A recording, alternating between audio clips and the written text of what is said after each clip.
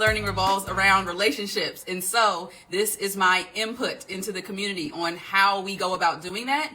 And the Rewind, because all of my shows are solo shows on Rootwords, you can't go anywhere and be in relationship with anyone without the people. And so the IG live series after the seasons is just meant to do that, like broaden my horizons, broaden my perspective, and just bring on some really amazing people that are just blowing my mind on the daily to add perspective to the topics, which are really just like important character building topics. My intention is to be generous, as that is the topic we are talking about today, and to just be open.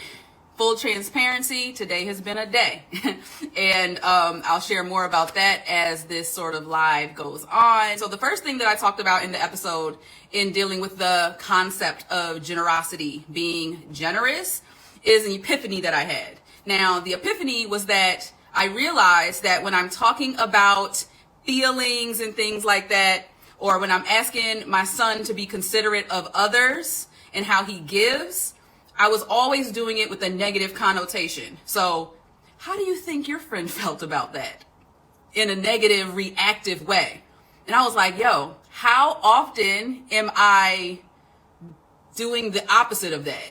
Like, it's very one-sided. I always was asking him to consider how someone else felt when I wanted him to be reflective on what he did, but it wasn't positive all the time. So think about it. If your child or your students, you witness them doing something positive, specifically, what did they do? Mentioning those positive words and speaking that into them, that is what helps build their character in a way that they notice, they start adding that value to themselves, and then they start repeating a lot of those actions outwards towards others. But they actually have to get that input from us in order to make that connection. I was blown. I was mind blown. I was like, oh my goodness. So after that point, I made it a point to just pour into him intentionally positive. Wow, that was really generous of you to give your time to help me out. I didn't ask you to do that. That showed a lot of care. He's like, oh, you're welcome, Mom. He goes on about his day, but that's a seed that's planted. That's a seed that's planted, right? If you notice your student being caring to another student, call them out. Call them out and call them up. You know, you just empower them to continue to create those actions, especially in a whole classroom setting, right? Building that classroom culture. You have to constantly be calling out what you notice, because then kids will call each other out for those actions, right? So just think about it. Yes, we do need to consider each other when we should shift our responses, shift reactions, and teach students how to be empathetic, sympathetic to others. We have to do that, but we also can do the other side too. We also can do the other side too, right? You know, we're constantly doing that. How did you make your friend feel? How do you think your friend felt when that happened? But like, asking that question, how do you think your friend felt when you gave your time freely and unconditionally? Oh, they felt happy. They felt loved. Doesn't the world need more of that? Keep doing that. I see you out here. Those conversations is what we need. Okay, number 2. I can talk about this all day. Number 2, mutually beneficial relationships out here in the education world is what we need. That is what pushes our needle forward. But somebody has to take the step. If we're all in silo, teaching, going on about our business, if we're only minding our business, then we are no longer in community with each other. We are no longer learning from each other. Sometimes professional development is up the hall. Sometimes the PD is across the way, is across the hall. We can learn best from each other, okay? So being generous, think about being generous in your career. Sometimes you got to give to get. Think of barter type arrangements with teachers. Like, you know, they have a skill, you know, you have a skill. Pour into each other. But you first have to be in community so you know about the things that others are good at, their goals. You know, it's like, oh, it's my goal to get really awesome at this. Oh, bet. I know this resource. I know this book. I know what you can do to like help grow here. And you know what you can do? I'm trying to grow in this area. Can you help me out with that? these are the type of conversations that push the needle forward, and it also ignites you. It makes you want to be in community at your buildings. I didn't love teaching until I was in the building with other folks that I love being with. Didn't have nothing to do with the kids yet. I wanted to see them, I wanted to learn from them, and I wanted to teach those kids. Okay? Mutually beneficial relationships in 2022 in all areas of your life. Okay, number 3. We often hear teachers and leaders manifesting a scarcity mindset in our students. What do I mean by that?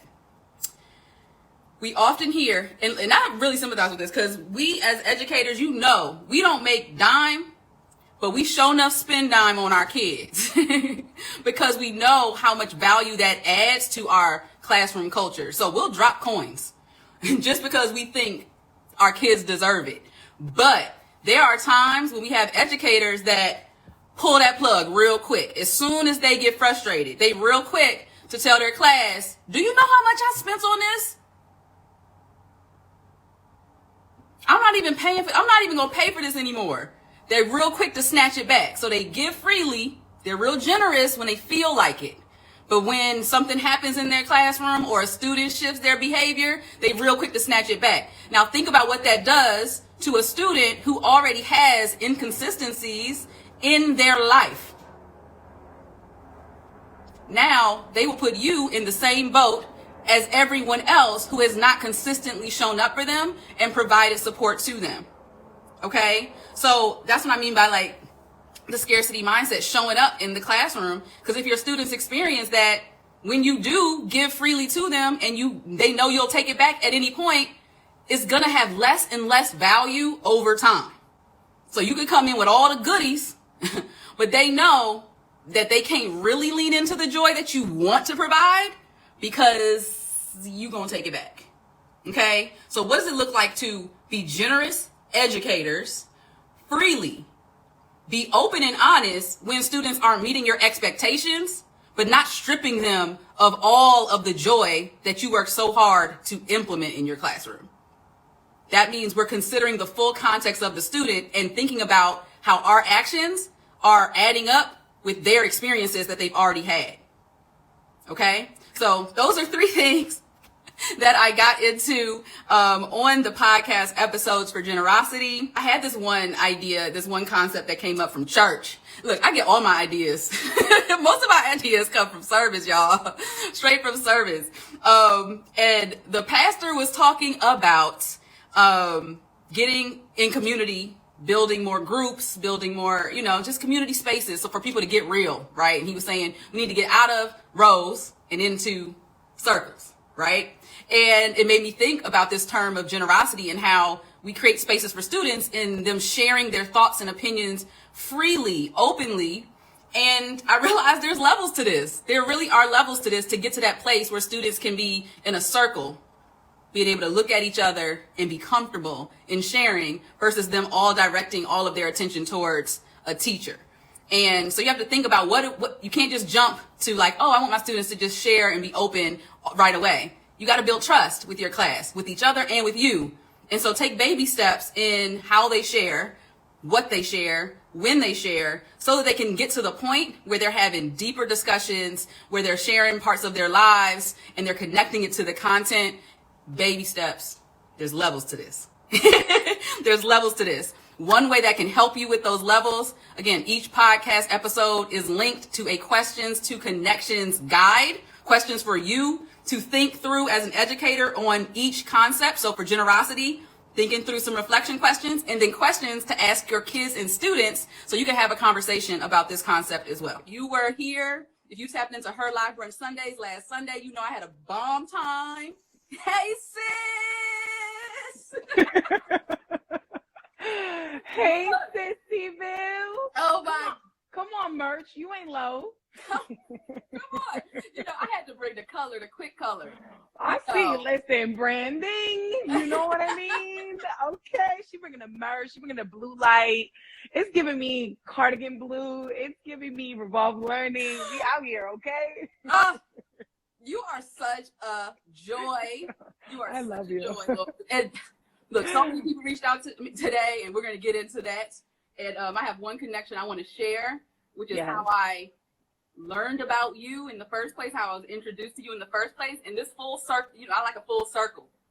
Okay. We talked about that. Y'all need to catch it. I like a full circle. I'm constantly noticing the connections. It is just mind-blowing to me and also humbling to me how connected we all really are when we tap into it intentionally. Like when we tap into community intentionally, it serves us so well.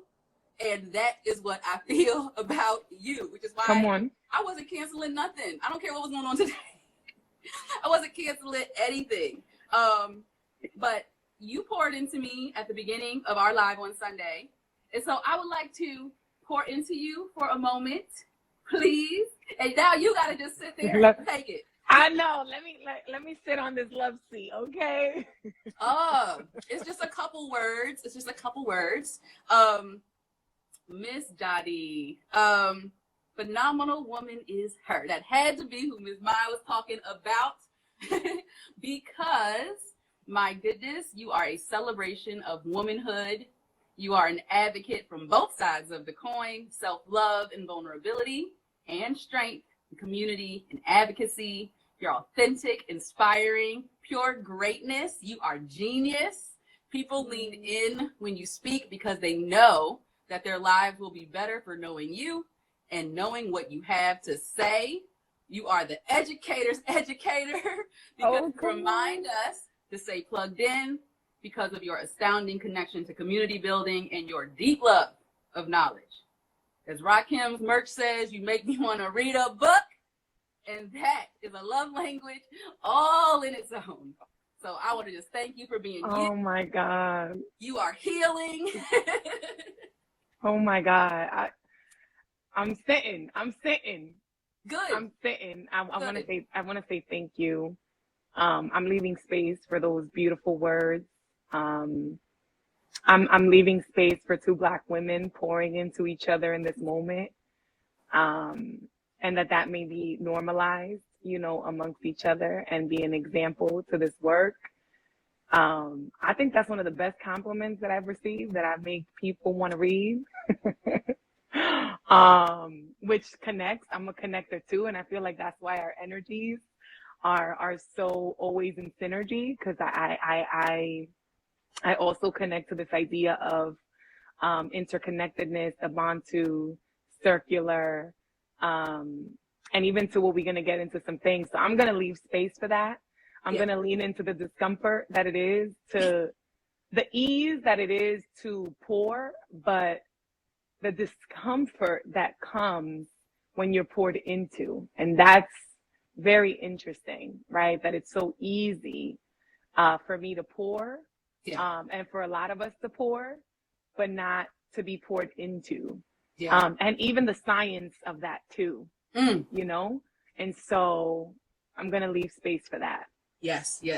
Please leave all of the space because you deserve it. Okay, let me talk about this connection. So I was introduced to you through the lives that you were doing with Rakim, the insightful teacher. Okay. Come on. I was like, who is she? Because she's spitting this knowledge out here and dropping names like this. I'm terrible with names. So I'll read something amazing and be like, it was this one lady. I hate that because I want people's names to be spoken with their genius, right? Come on. But you'll be like, so-and-so said this. I'm like, let me get to writing stuff down. And so the thing about it is, if you remember, I know you had watched it, but Rakim, serendipitously, when I found out that my grandmother had passed, he had reached out to me. We started talking, and he shared the quote, the George Bernard Shaw quote that he also read for us on Crystal's live last week, my first episode. Yep. And I was so moved by that. And that whole quote has been just stirring me up. It's stirring me up. And I was the only one that spoke at my grandmother's service this morning for my family. And I included that quote in my closing. Wow. At her service. And it was just like, and, for folks that don't know, and I know that Rakim also shared a little bit of something that he was going through in terms of, this idea of showing your respects or being in service. And so when I hear you say that, I hope that he's listening to that, and in the ways in which like our words move us, in the ways in which our generosity moves others, and how that reckoning that he was not able to speak in a particular place, but how his words translated in another space, but it's still out in the universe, and even the interconnectedness with that. Yeah. I think it's just such a beautiful thing that even you lift that up in community with us together. And I hope that he's able to receive that message and that connection in a very deep way, because that's the way that I'm receiving it right in this moment. Yeah. Well, you know, I sent him a screenshot of my Google Doc speech. Because that, I mean, it's sometimes we don't take the time out to share the impact that others make deeply in our lives, and how things that other people do really mark moments for us that we will never forget. And the same is for our students. You know what I mean? Like, it's so impactful what we do for them, and they will remember these things going on. And it doesn't matter what we have going on in our lives. And that's how deeply connected all of these things are. Like, we're so generous in our whole beings in being educators, because we really do have to check ourselves at the door sometimes to still show up as our best selves for others, right? Come on. And that doesn't go away if you step out the classroom or you're working in any other space. And so, yeah, I definitely shared that. I shared that with him, but just in how we came in community with each other through him. And now, you know, us being on, I would have, when I first saw you on his live, I would have never thought that it would have taken this sort of turn, and that I'd be talking up to you today. Or Come on. I would have never thought how quickly things go. And you said last time is not a factor in when things work and when people are aligned, right? Come on. So I just such gratitude. The service today was amazing. I'm in great spirits, very tired, but we're gonna be in this tiredness together, okay? But this is I'm sure, like you, this is a labor of love. So this is a different type of tired, you know? Yeah, it's so true. I talk about being I post a lot about being connected to your core values and like leading with that, and like integrity is my number one core value. Like, I like to show up when I say I'm going to show up, and if it's in my power to do so, you know, I'm going to do it. And like, you can count on me to do it. So Wednesday at 7 p.m. was going to happen. Sister, period. It's going to happen. It's going to happen. Okay. So I want to talk to you about a few things. Come on. And I like to open this up with just, what do you do? How do you serve? How do you envision your service for your life? And what do you want to be remembered for? Man, that question. You know what's interesting is that, like, when you had sent me like the questions, I really try not to look at questions when I'm doing interviews with folks, because I do believe like the both ends, right? Like, we have to be prepared in terms of like how we prepare for a conversation, and sort of like sifting through like your thoughts. And so I kind of like wanted to like maybe glance, but not really read. So I tried not to really look at the questions, because I believe in modeling, like leading with vulnerability and authenticity. And oh, wait, hold on. What are you grateful for is going off. I always gotta be centered. You know, I have a 7 p.m. Clock every day that it pops up and it asks me, what am I grateful for? So either I lean in and create like a breath for that, or I write, or, you know, some moments I just, you know, we'll get to it later. But that's a gem. That's a gem right there. Y'all write down that practice. Write down that practice.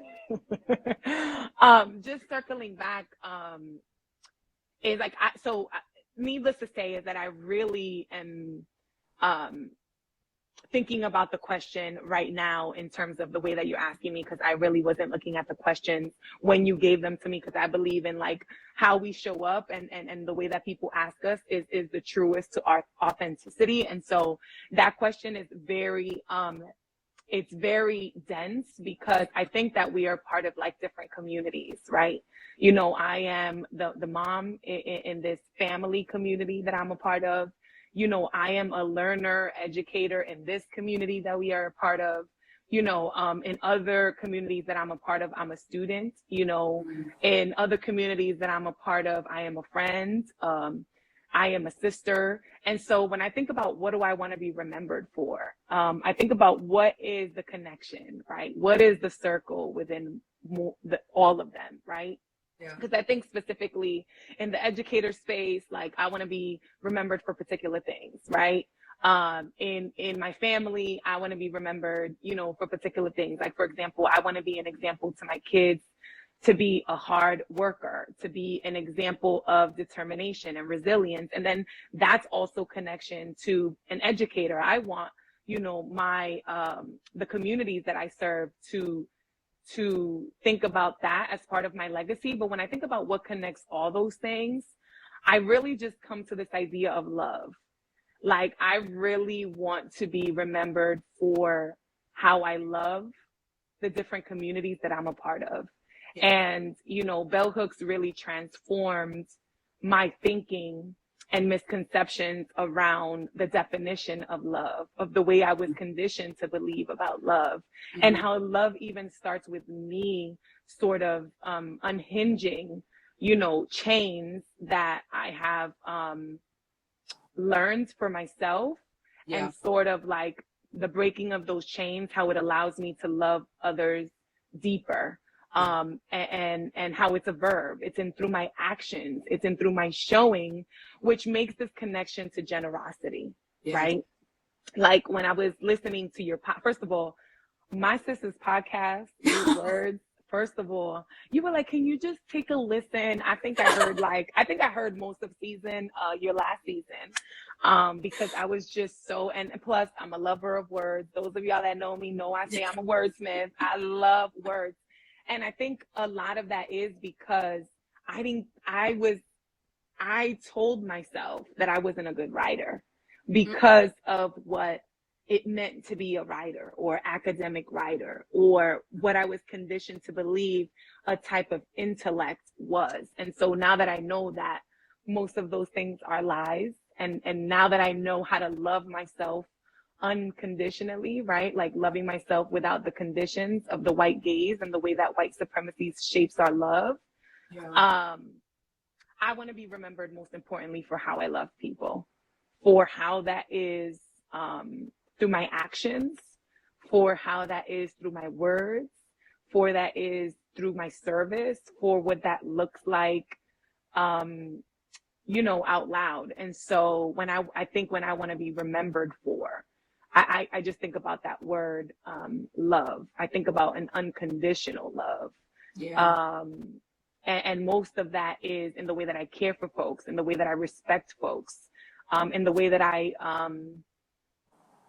pour into, in the way that I hold people accountable, in the way that I love myself deeply, and model that so that others are able to love me in the ways in which I deserve to be loved. And so when I think about that question, there's so many things that come up.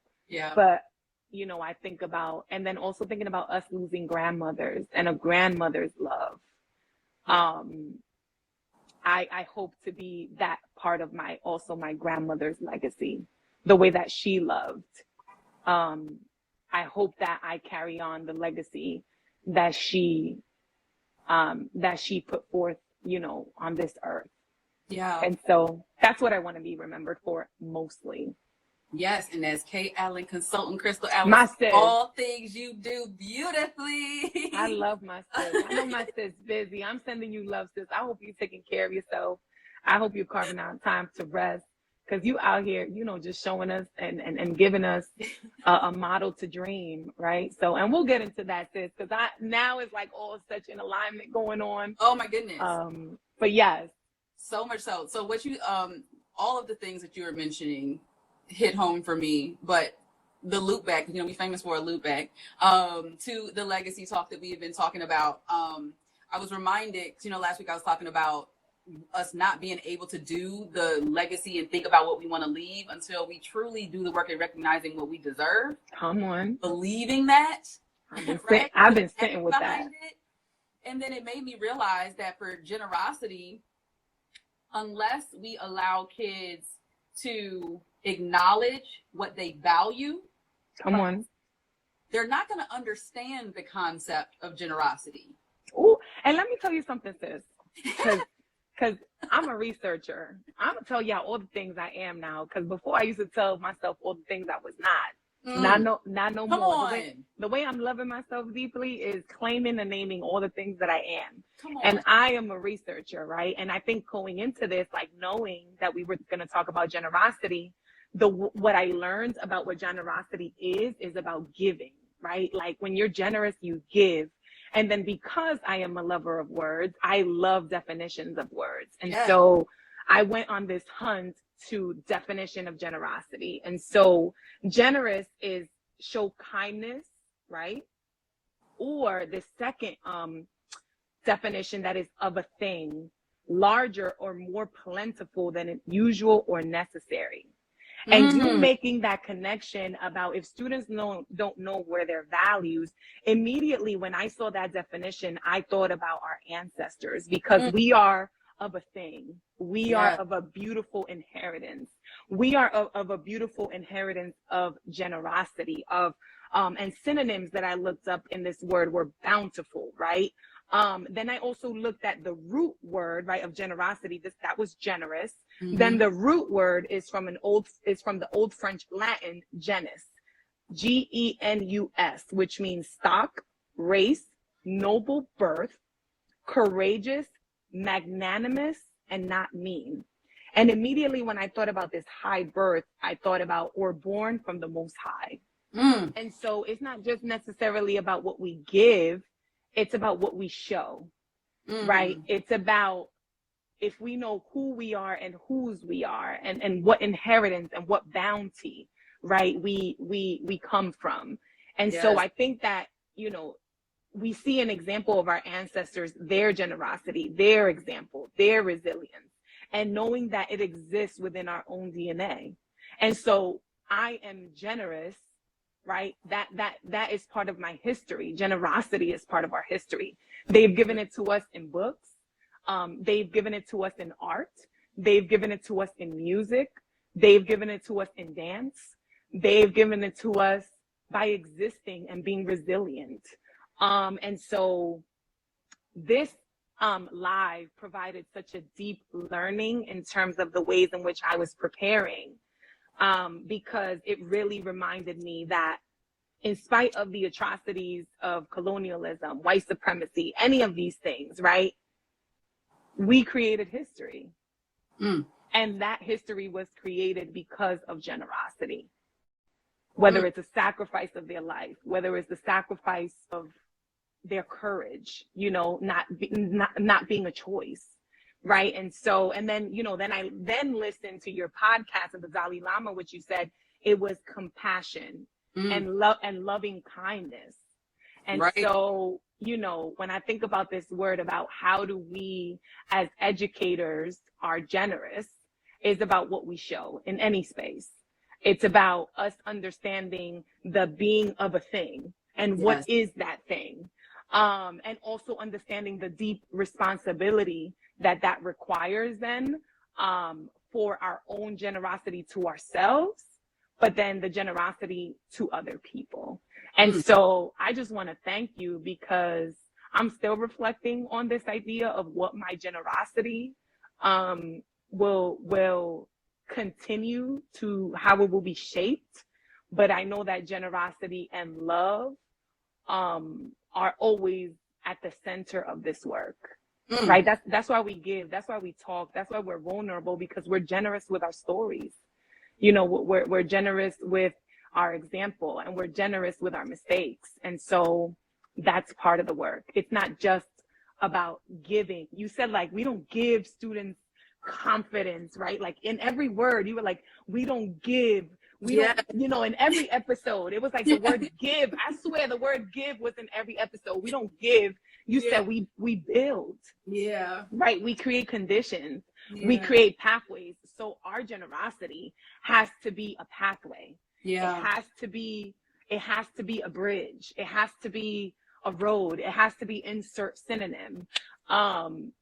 beyond just this idea of us giving. It's a larger of a thing. And so that's it is so powerful. It's so powerful to me in so many ways. In my remarks at my grandmother's service earlier today, I spoke several times. Well, the theme of the remarks was about her being the one, like the one in several different avenues of her life, be it her career, be it the family, all of that, right? But I talked specifically about the inheritance Ooh. that I was receiving, that my family was receiving, that we will guarantee to future generations because of the work that we're doing. Oh my God. I'm just look at how you just connected that. So through that definition, right, is all about us turning inward. Come on. It's about us turning inward, because the probability of the strength and how far our kids and our students will go rest in how well, not only do we take care of ourselves, but us as catalysts, how much we pour into ourselves as the catalyst for all of those pathways to grow. How strong is that bridge if you haven't done the inner work to figure out what you value and how you will go about being generous of your time, of your effort, of your energy to future generations, your kids, your students. And I just want to say, like, that's why I say, like, there's alignment here, because even our sisting is a reminder of the need to examine our language. I just want to say, I always got to show receipts. So when I was taking notes today, listen, that was a big one, right? Because I have here the narrative, right? Like, and that also came up in your podcast. And I've also been reading our Big Bro, STEM, Theme, Make, Dream, which often talks about the narrative in terms of our identity. Right. And what we say is important, but what's even more important is what we don't say. Yes. Because then we fill in the gaps of what we don't say. Right. And it stays. And we need to be more. This is what you said. We need to be more freeing in our vocabulary. Right. Every community has a language. And if we are outside of that community, we need to learn that community's language. Right. Because we need to be more freeing about what narratives have we accepted about people, about places, about things, and then how are we having deficit language, right, when we are serving a community, right? When we are saying we're being generous, but it's under the gaze or under the guise or however you want to pronounce it, in a specific agenda, right? Yep. I'm going to be generous if you can produce this for me. I am going to be generous if I'm going to get something out of it. Right. And so I connected so deeply to that, because even in reading my big brother's book, who he will come on live on Sunday, yes, it's about like sometimes what we hear from people, it becomes entrenched as what we think about ourselves and who we are. Right. So if we don't hear, I am a writer. If we don't hear, I am love. If we don't hear, I am a researcher. If we don't hear, I am an explorer. If we don't hear, I am genius. We start to accept that those are things that do not apply to us. Right. And so part of that generosity, I love this idea that my sis said in her podcast, we have to be more freeing with our language. And so with our generosity, right, how are we free with what we say? Let me tell you a little story. Who watches Abbott Elementary on this live? If y'all don't watch Abbott Elementary, I'm telling y'all need to go on Hulu and really get a one-on-one on a comedic series about teaching, right? And so I love the last episode that was about the gifted program. And they did such a genius job to dispel this idea of being gifted, right? And so one of the quotes that I love is, so part of the gifted program, obviously you get more money, there's more resources. So then students were given eggs and watching the hatch process of chickens. And, you know, they were exploring, they were told that they were scientists, they were told that they were researchers, like all of these things, right? So the teacher started to believe that they were a gifted teacher. You know, the students started to have an air about, and then other teachers were like, hey, wait a minute, like my students are gifted too. And so anyway, this teacher got eggs, but they ended up turning out into snakes. They hatched into snakes. I know I'm giving the episode away, but context matters, okay? Because y'all need to know about this quote. But Right. so profound. It was like a minute. This teacher said, when you give some kids chickens, other kids are going to get snakes. And if you get snakes for long enough, that's what you think you deserve. And then the other teacher said, and no one deserves snakes. And then the teacher said right back, there is more than one way to be gifted. And so if we are not free with our language, if we are not free with our generosity, if we are not free in a way that allows for us to see the humanity in other people and generous in that way, to understand that we are flawed, then some will always get snakes. And so I thought that that was such a beautiful thing, because that speaks to the responsibility that we have to the generosity in the ways in which we speak about the communities that we serve, in the ways that we speak about ourselves, right? Even I'm circling us back, you reminded us, in order for us to dream, we need to know what we deserve, or that we are capable of deserving, or what we deserve. And if we don't have the vocabulary, if we don't have the imagination, some of us may always think that we deserve snakes. That's right. So I make connections in different places. That's right. Just even thinking with that, I was like, that was just so brilliant. Like, y'all need to watch it anyway. My bad, sis. No, what? You're bad for what? Don't you dare apologize. Take it back.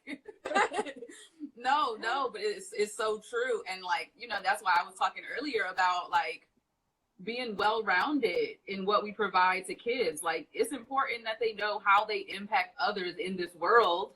Come on. But it can't always be from that negative, reactive space. Come on. Like, if you try it and you like really pour into a kid, and in those moments, like, that's why I always talk about being attuned and responsive. Like, you're constantly on the lookout for little moments you can call out, because that connects the word and the concepts to the student. Come on. It helps them to tell the story in their narrative, right? They are a generous person. They are a responsible person. They are already building a legacy. Already. Come on. If they hear you talking about a legacy, if they hear you talk about how kind and generous they are, then they'll grow up and say, they'll grow up and be sitting just like we are. How speak about yourself. How do you want to serve? I want to be known to be generous because I believe I am a generous person. I believe I'm a genius person. Why? Because I had responsible, caring, unconditionally loving adults in my life that were attuned and responsive to what I was doing on a daily basis. I was never forgotten. I was never looked past. I was always looked into. Come on. So the more the students get to see themselves, the more your kids get to see themselves and hear these things, we're writing. Come on. We're writing their narratives. We're not leaving it up to anybody else, right? To add in what they think they are. Ooh. Because now there's friction. Where there's friction, there's growth, right? So even if they do go out and hear what other people think they are, or people that think they have limiting beliefs of who they are, how much they have built positively in their life because they know who they are and who they are, right? That friction, they'll be able to have that dialogue and the strength to have that dialogue because we built that narrative already. Come on.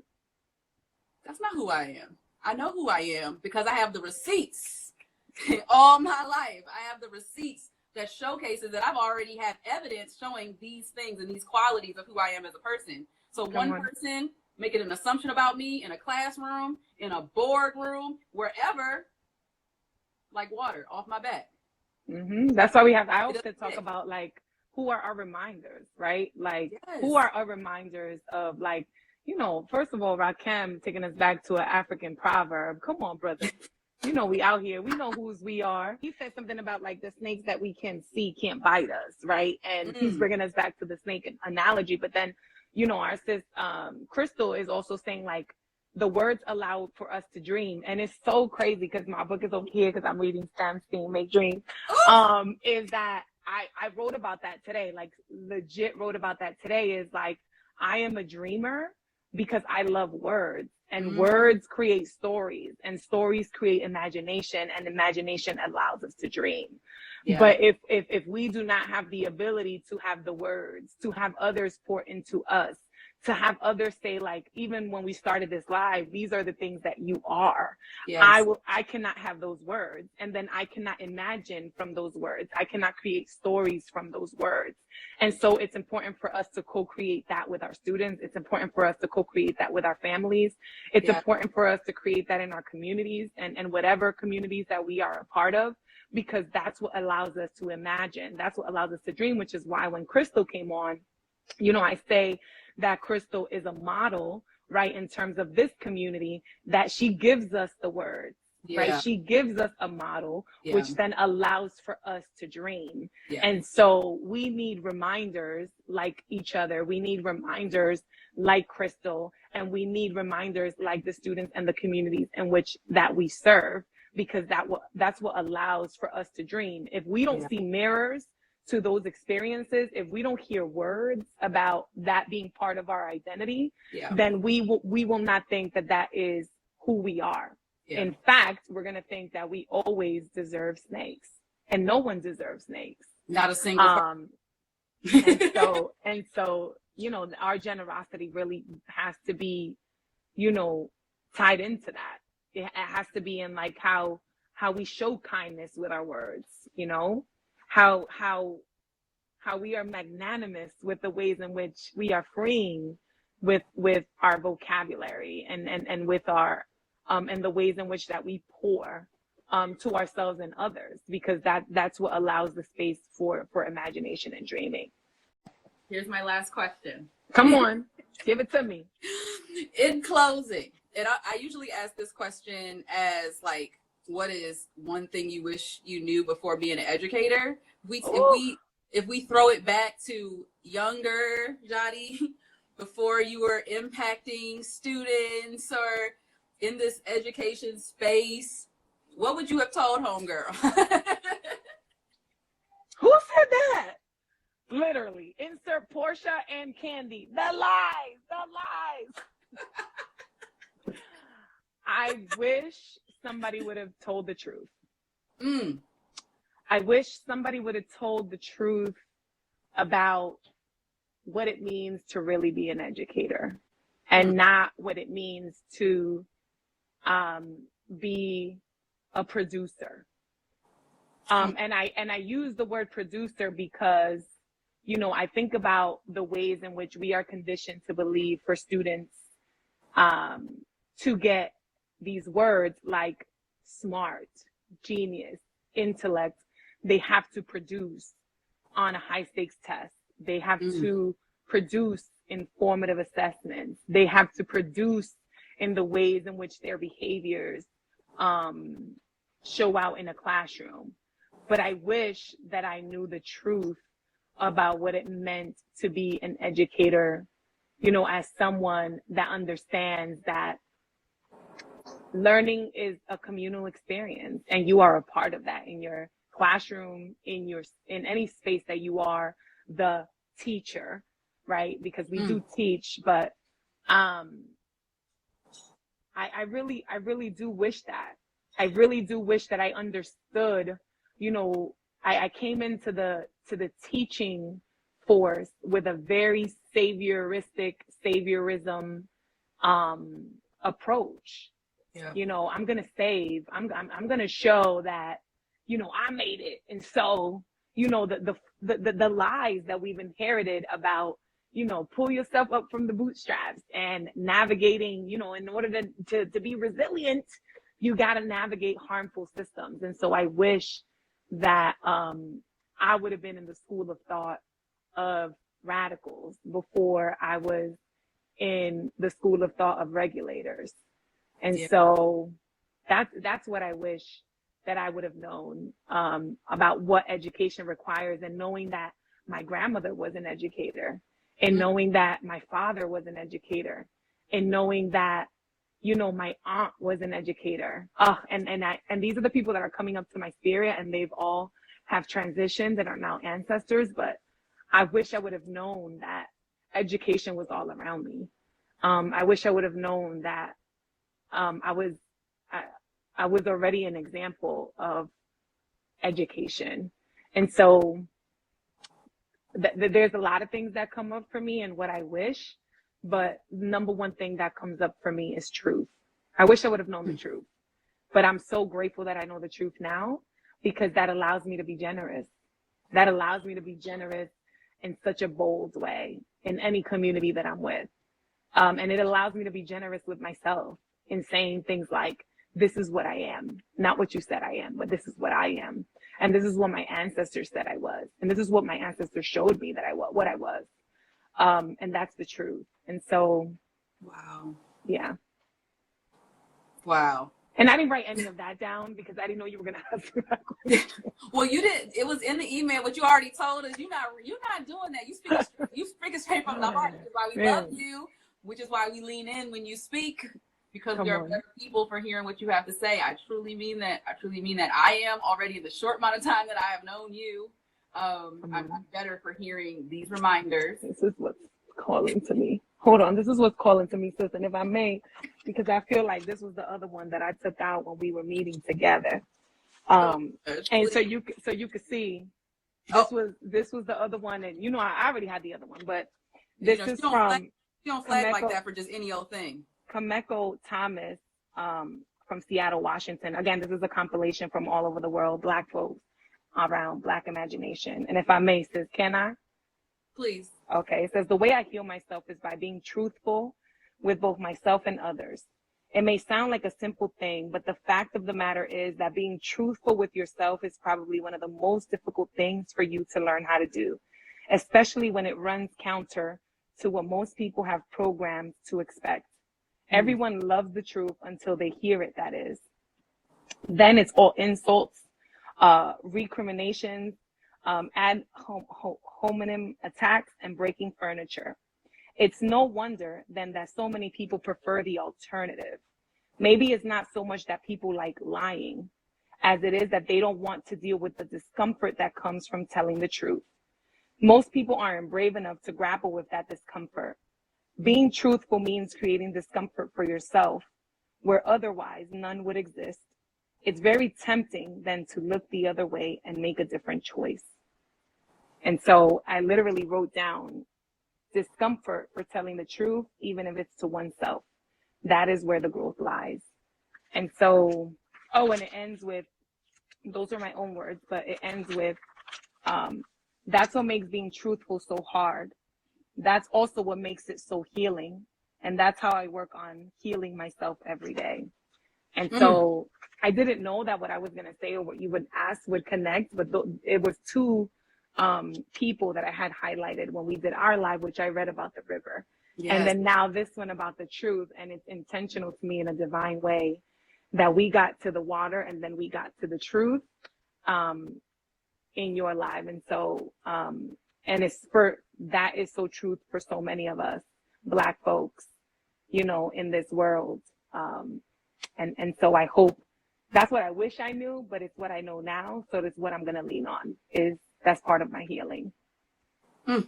This is what I hope for people in the world. Okay. And especially those in this community. I hope that they have people around them that not only provide opportunities for them to lean into said discomfort. Come on. But also that make them feel safe enough to move past it, to move into it, to move through it, And, I told you this before. When I told you I wanted to still do this live, despite me laying my grandmother to rest earlier today. And I don't want to get emotional. Please. It's okay. It's okay if you do.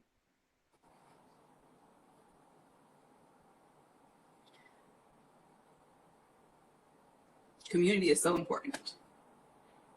And it's because of people like you who generously give and lead with heart that helps people feel safe being seen and heard. So I thank you very much for just being you, because it makes other people feel great to do it as well. And that's what I want for my son, to be around people like that. And what I want for your kids and their kids and their kids. And, it's what makes the world go around for me. So come on.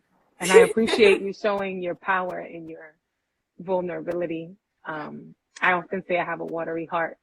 And so sometimes we don't want to get emotional. yeah. But the truth is that those emotions allow for us, those tears allow for us to heal out loud. And so I appreciate you sharing that moment, you know, with us in this moment, and that I can be a source of strength for you today, because I know that today was really tough. And so I love you, sis. I thank you for, you know, for having me in community with you. And I'm just so grateful for community to really have like your genius and your brilliance and like your science, like the way, like I'm telling you, y'all need to subscribe. I don't know how it is with the podcast, but y'all, and it's bite size, because we could go on for hours. And you know, Bobby got another live at 8 o'clock. Oh yeah, we about to hop on. Right. But yeah, like please give my sis like all the love, because I told you, you a star, and you gonna keep burning.